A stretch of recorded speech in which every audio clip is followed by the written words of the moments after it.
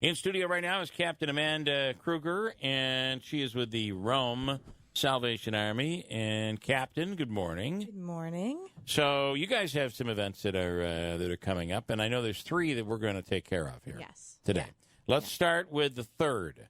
Is that summer camp is coming up. And that's the one that we're most excited and most passionate about, so yay. Okay. My husband and I are actually former camp directors for the Salvation Army. Okay. And so we've been able to witness firsthand kids getting to go to summer camp who wouldn't normally have an opportunity to do so, but because of generous donations from the community, children who wouldn't have the opportunity get to go and have a week for practically nothing. A lot of times these summer camps are they've always been big, but today probably more than ever because with both parents working, sometimes kids are left to their own devices. Mm-hmm. They get to do what they want. Summer camp kind of. How long do these camps go? Do you send them for a week or what's the deal? Yeah, our sessions for our camp is Long Point Camp. So if any parents listening want to check out the website, it's longpointcamp.org, and it's located in Peña, New York, just outside of Geneva.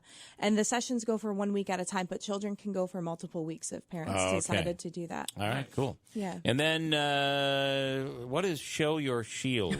Show Your Shield Day is actually happening tomorrow. Tomorrow's Wednesday, right? Tomorrow is Wednesday. Yeah. It all bleeds together. It's going to warm up tomorrow, too. We'll actually be out of the 40s tomorrow. Praise God, because we're doing an outdoor activity. So Show Your Shield Day is happening right in the middle of National Salvation Army Week. This is National Salvation Army Week. I didn't know that. And most people don't. We Happy don't, week. Always do a good job of promoting such things.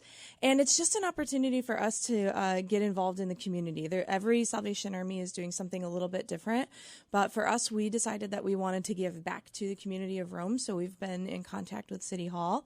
And we're actually going to be taking care of a parking lot and cleaning it up. And, nice. But we'll have Salvation Army, paraphernalia all over us just to let everybody know that the Salvation Army is not just out and present in the Christmas season. Right, you're there all year long. We're there all year long doing all kinds of things for the community. Other thing I find interesting is between you and your husband, you're a young couple. Yeah. And that's not something that we well, you're not that there's anything wrong with 95, but you're not in your 90s.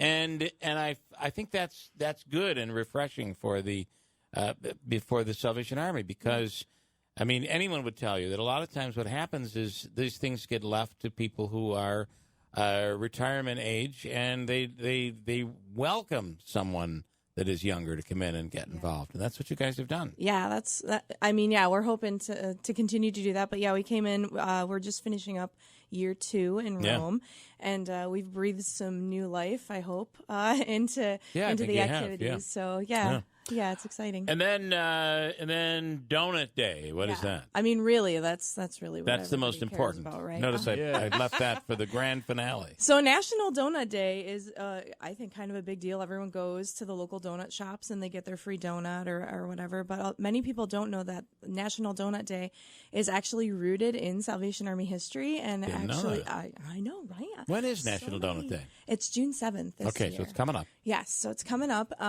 So during World War I, the Salvation Army kind of dispatched female Salvationists to have what they called comfort tents for the soldiers when they were hurt or when they needed food or when they needed medical attention. These Salvation Army lassies would be there to help. And on one particular day, it was just really bad. The morale was bad. The soldiers were just feeling really down and out. And the women wanted to know, man, is there something that we can do for these guys? Right. And they searched their bare cupboards, and they're like, oh, what can we make? And so one of them had the idea to make a donut.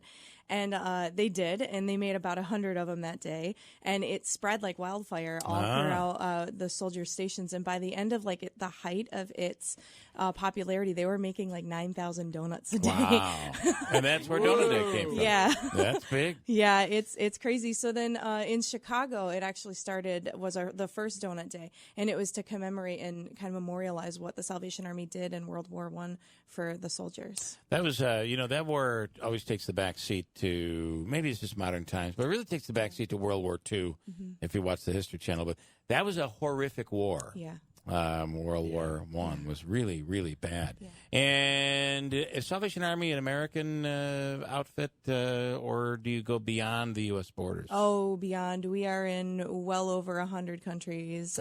Originated in the UK, in London. So, okay, that's where it came from. That's where our roots are from. Last time her husband, Alan, was on. And I know we got a history. We learned that, and I did not know that Salvation Army was actually a church. It was a Christian. We're clergy. Yeah.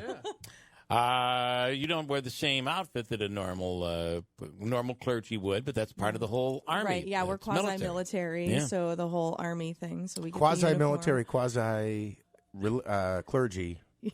It's an interesting combination. Yeah. Well, you wouldn't say that to someone like Father Sean, who was a priest in the Navy.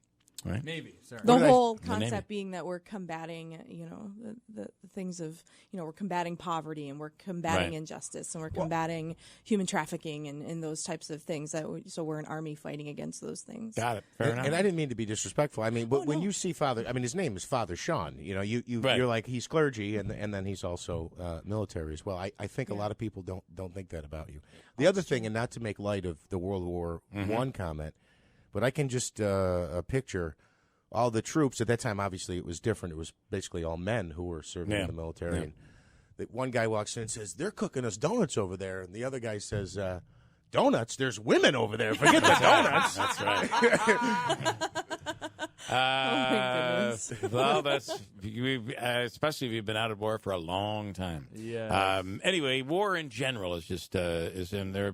We've been at war. This country, it's hard to imagine we've been at war for a long, long time. So, all right, Amanda, Captain Amanda Kruger. So again, you have the summer camp. You can go to your website.